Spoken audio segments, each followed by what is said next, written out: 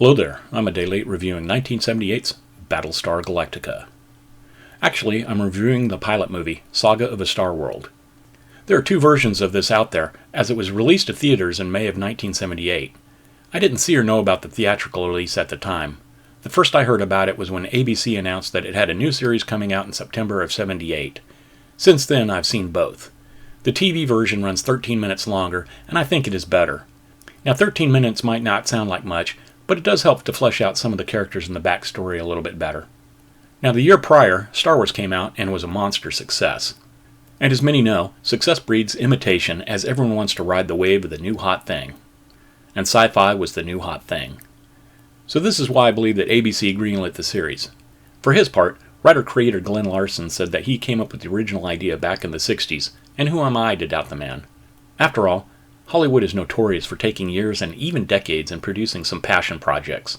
One such modern-day example, Dwayne Johnson had been interested in playing Black Adam since 2007. 15 years later, it finally came out in 2022. Now initially, when ABC bought the idea, they greenlit 3 series of made-for-TV movies, with Saga of a Star World being the first of them. Its premiere was such a success that ABC asked Larson to turn it into a regular series, and the rest is history. So let's take a look at the movie that started it all. We open with a starfield in something that could be called a nebula. A voiceover tells us that some people believe that life on Earth may have actually started elsewhere in the universe, and that there may still be human colonies out there fighting for survival. No way! We then cut to the Battlestar Galactica, flagship of the human colonies. Inside we see a gathering of men. This is the Quorum of 12, the ruling body of the 12 colonies. We come to find out that they have gathered together to sign a peace treaty with a neighboring race called the Cylons, with whom they have been at war for 1,000 years. Meanwhile, on the Battlestar Galactica, we are introduced to Starbuck and Zack. Zack is bugging Starbuck to let him fly a patrol in Starbuck's place. Zack, it turns out, is a brand new warrior and has yet to fly in any missions. Just then, Apollo shows up and asks why Starbuck isn't ready for their patrol. Zack jumps in to say that Starbuck isn't feeling well. Apollo sees the eagerness on Zack's face and kind of hems and haws about how really inconvenient that it is that Starbuck is sick and how it will be really difficult to find a replacement for him. Zack volunteers that his fighter is fueled and ready to go. Apollo teases that that's very fortunate. He then agrees to let Zack go, and Zack cheers and rushes off to the launch bay while Starbuck and Apollo chuckle about Zack's enthusiasm. Starbuck says he's willing to go along, but Apollo says that everything should be all right. It is a peace envoy after all. Back on the Atlantia, the president of the Quorum is talking with Baltar, praising his efforts to negotiate a peace with the Cylons. Once they are finished, the president goes over to Adama, who is looking out the viewport at the battlestars in the distance. The president senses Adama's unease and asks if she still has any doubts about the Cylons' intentions. Adama voices his reservations, but the president is too caught up in the thrill that the war will soon be over. Seeing that the president is unwilling or unable to doubt that peace is in the air, Adama doesn't press it any further. Meanwhile, out on patrol, Apollo and Zack discover a pair of Cylon fuel ships. Apollo has Zack hang back to act as cover while he moves in for a closer look. Apollo's scanners show that the tankers to be empty, and as he gets closer, his scanners cut out. The Cylons appear to be jamming them. Apollo flies past the tankers and into the clouds beyond. Inside, he discovers a large fleet of Cylons and turns about, telling Zack that they need to get out of Dodge. The Cylon fighters then give pursuit. Seeing that there are only 4 Cylons in pursuit and that they are still being jammed, Apollo tells Zack, who we find out is his younger brother, that they are going to engage the 4 Cylons. They make quick work of the 3 of the Cylons, but the 4th damages one of Zack's engines before Apollo can destroy the Cylon. Once done, they are thrilled to have survived the encounter, but then they see that the rest of the Cylon attack force is headed their way. Zack tells Apollo to leave him behind, to go warn the fleet, that he thinks he might be able to keep ahead of them using the turbos of his 2 remaining engines. Apollo doesn't want to abandon his little brother, but he recognizes that the fleet needs to be warned, and so he hits his turbos and he pulls away.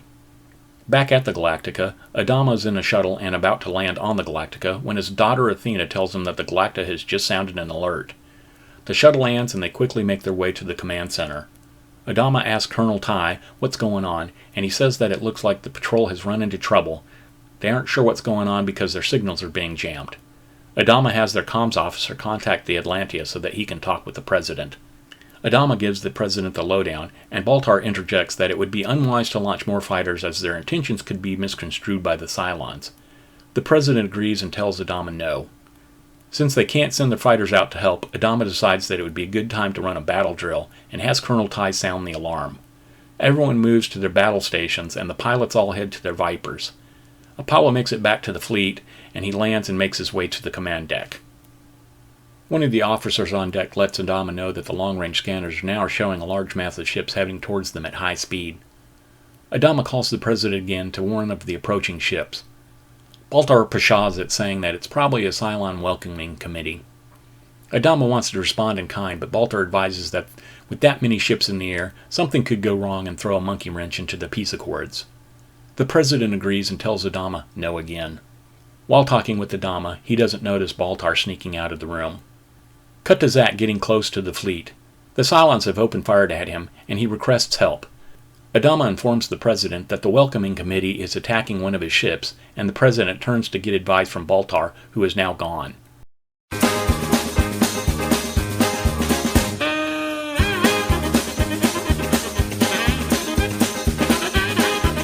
Zack's ship is then destroyed before he can make it back to the Galactica.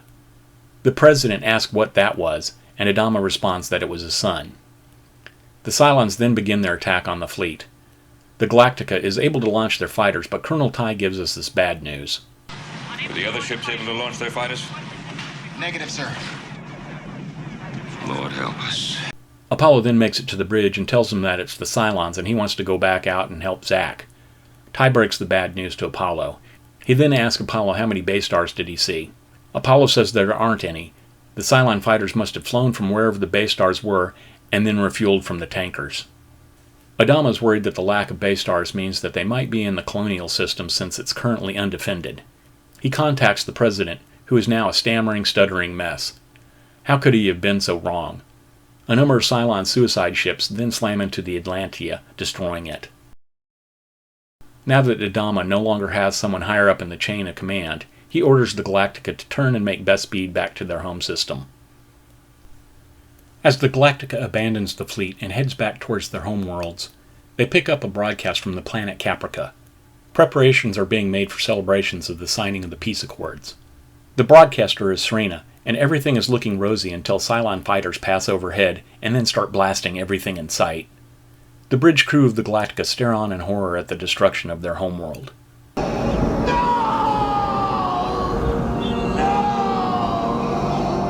Colonel Ty then informs them that the attack ships are heading towards the other human colonies.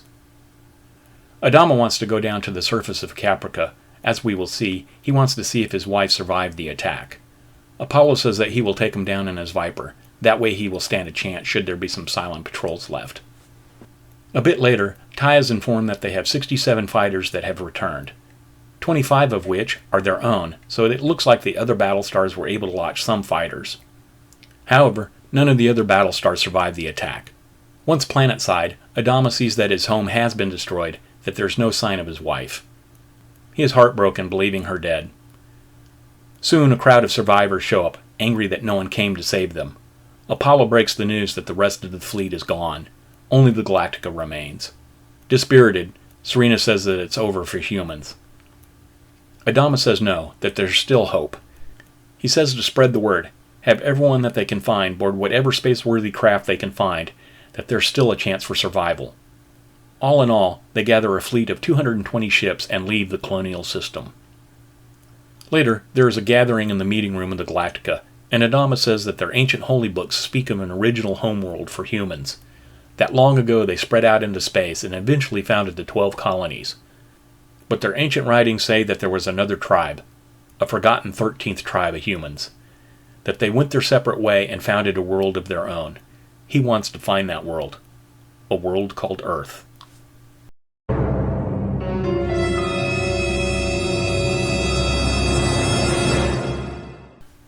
An unknown amount of time passes, and we see Apollo, Starbuck, and Boomer inspecting the ships of the fleet.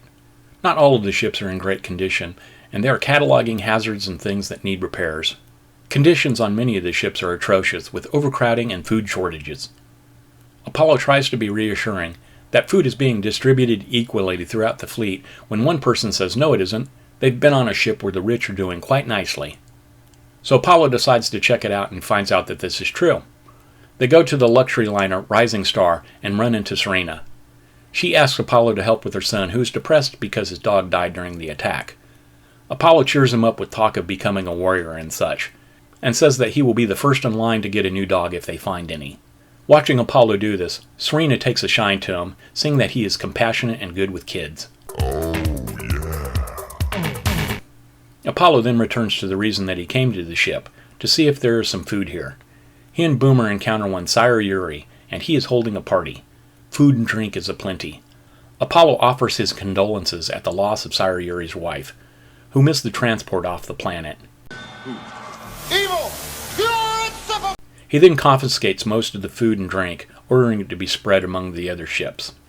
Next up, we get a meeting of the new Council of 12. They're discussing where to go.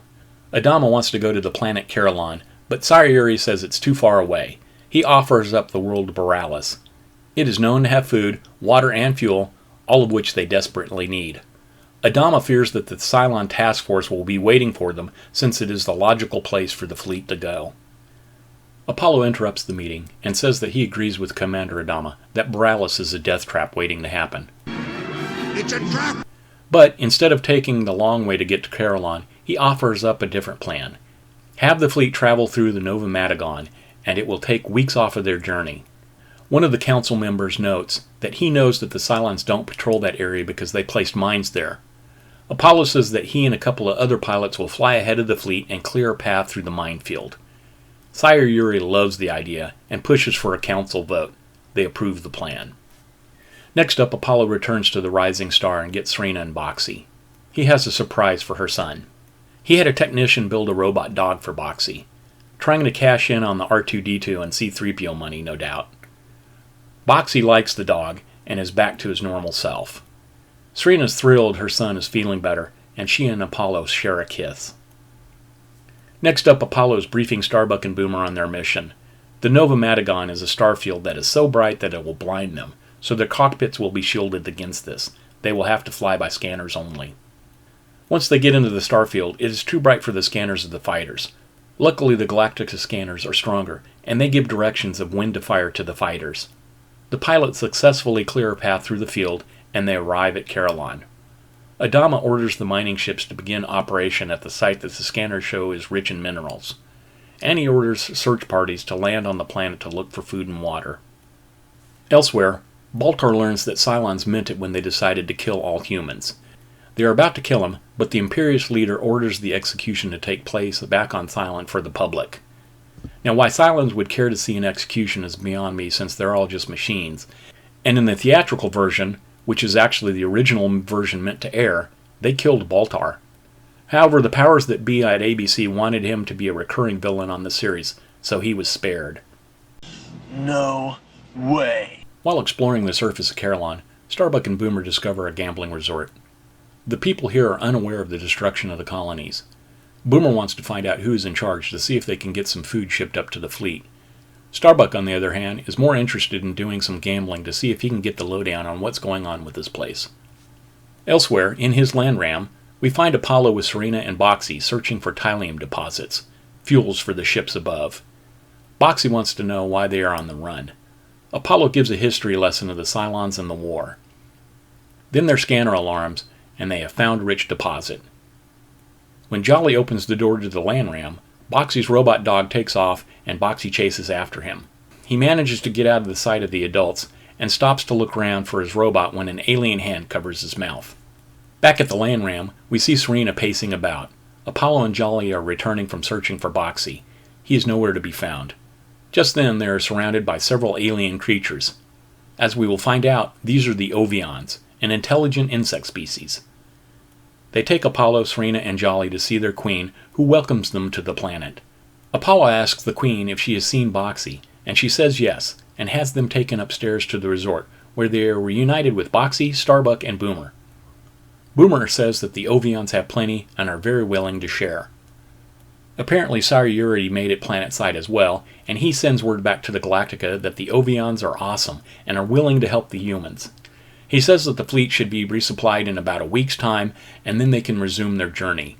Excellent! Excellent! Until then, he's given about half of the fleet passes so that they can come down to the planet for rest and recreation. While recording a log entry, Adama voices his worries that the people visiting the planet seem to have forgotten the Cylons and are indulging themselves just a little bit too much. Down on the planet, we see an elevator malfunction, and it takes several guests past the guest floors and down to the lowest level, which is restricted. As they get off of the elevator, they look shocked, and one of the women screams. Back up on the Galactica, Adama and Ty have a talk. Adama is troubled that the only prior reports about Carolon that they have are from a survey team by Baltar's world, and it says that there was hardly any Tylium there. And yet here they have found one of the largest Tylium mines ever. Adama wants to know who is behind such a large remote endeavor. There's no local food source, so it has to be shipped in from somewhere else. Who is doing that? He's thinking possibly the Cylons are involved. Back at the resort, Serena and Apollo are taking it all in when they walk past Sire Yuri, who is talking to someone. He says that Carolon is awesome, and with its great distance from the Cylon Empire, they could stay here and not pose any threat to the Cylons if they gave up all of their weapons. What? Apollo can't believe his ears. Yuri says that the Cylons attacked them because they posed a threat to the Empire. Now that they are so far removed, if they gave up all their weapons, they'd pose no threat to the Cylons at all. What he forgets to mention is that now that 99.9% of the humans have been wiped out by the Cylons, the 0.1% left don't have the numbers to be a threat, even with weapons. Apollo, for his part, is less than impressed with the idea of disarmament, and he and Serena leave. Later on the Galactica, the Council of 12 are holding a meeting, and Yuri is pimping the idea of disarmament. Adama thinks it's nuts, and he tells the Council if they move forward with the idea, they will do so without him. He then leaves.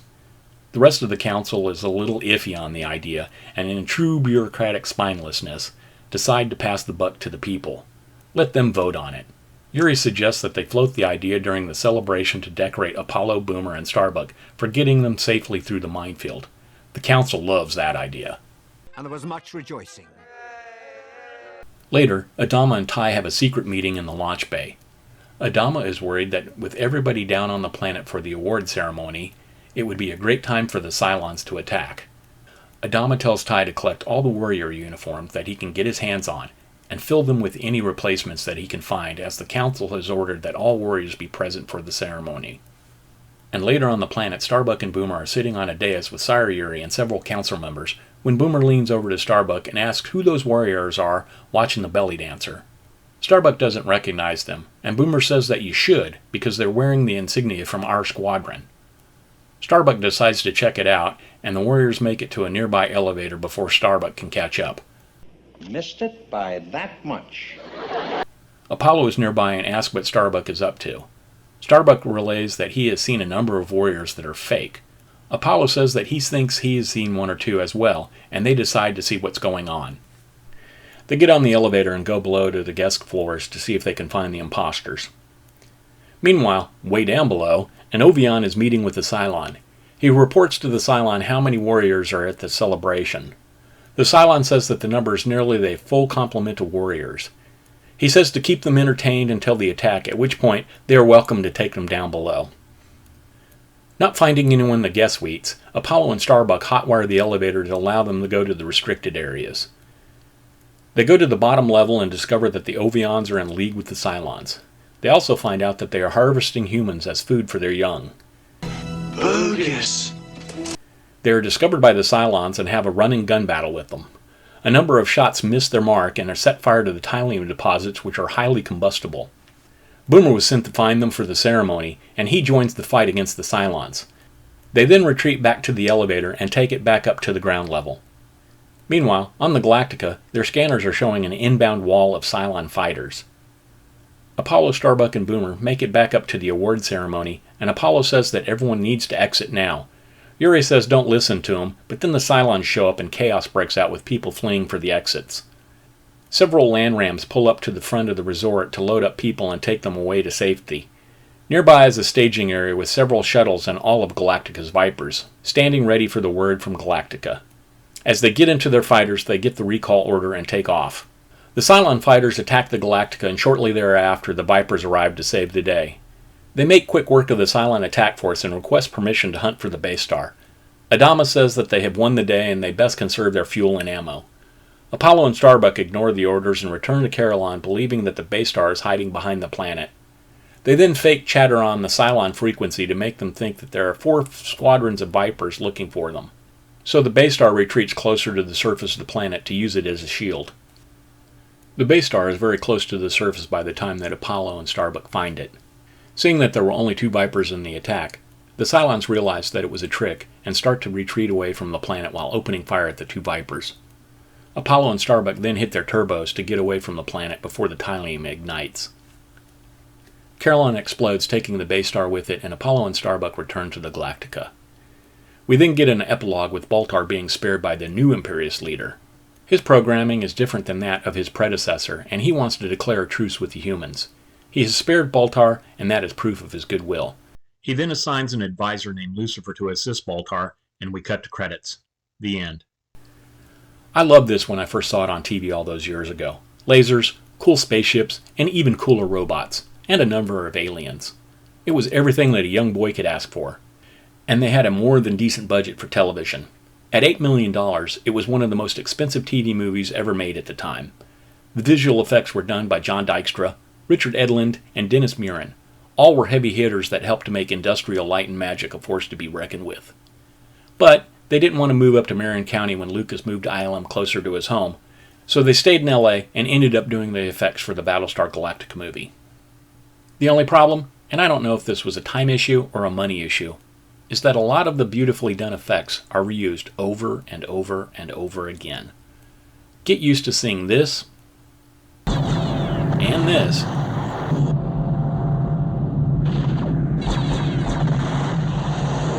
Repeatedly. Then there's this radar graphic showing Zack and Apollo returning to the fleet while being chased by the Cylons at the beginning of the movie. It is also used at the end of the movie when the Cylons attack the Galactica above Carillon. Of course, the biggest complaint I have now comes from being an adult, and more aware of the mood being presented on screen. About how upbeat most of the cast are even though they have just lived through the extermination of 99.9% of the colonies. There's no anger, no soul-crushing depression. Of course, it was the 70s and entertainment was designed to lift the spirits of a population that had problems of their own. The Democrats controlled both the House and the Senate and the presidency. Inflation was out of control, and of course, who could forget the gas lines? So it's understandable that people would want to see something along the lines of, if we all come together, we can overcome anything, rather than, That's it, man. Game over, man. It's game over. Also, as a kid I thought it was stupid for Yuri and the rest of the council to give any credence to the idea of giving up their weapons and living on Carillon. The Cylons were evil and still hunting them. There are several scenes in the movie to that effect. But watching it as an adult, I could actually see some people being desperate enough, beaten down enough, to hope for the mercy from their executioners. Of course it wasn't played that way in the movie. Sayuri seems more annoyed that he has to give up his high lifestyle than a desperate soul reaching for any branch of salvation. These, of course, are the complaints of an adult in 2023. I think there's a good story there. The effects and the ship designs are excellent. However, the acting is generally just serviceable, but there are a couple of times it does rise to the level of drama that the story calls for. If you've all come to this council to turn your backs on the principles of our fathers and the lords of Kobol from whom all colonies evolved, you do so with my utter contempt. More often than not, I find movies or television to be a product of their time, and well, this is a good look at the 70s. It was directed by Richard Kalla, best known for Fuzz, The Quester Tapes, the Battlestar Galactica pilot, and Something Is Out There. He does a good job. There's some nice picture framing and good camera movement. It was written by Glenn A. Larson, best known for Battlestar Galactica, Buck Rogers in the 25th Century, Magnum P.I., and Knight Rider. It's a good story, but I could have done without the invented language for time units. I know it sounds otherworldly or futuristic, but nobody cares about centons, yarn, or millicentons. Just say seconds, minutes, hours, days, whatever. It stars Lauren Green, Richard Hatch, Dirk Benedict, Jane Seymour, Terry Carter, and Lorette Spang. Only Green is allowed to flex his acting muscles, but the others generally do an okay job. The material they have to work with is pretty dark, but I believe the suits at the network told them to keep it light.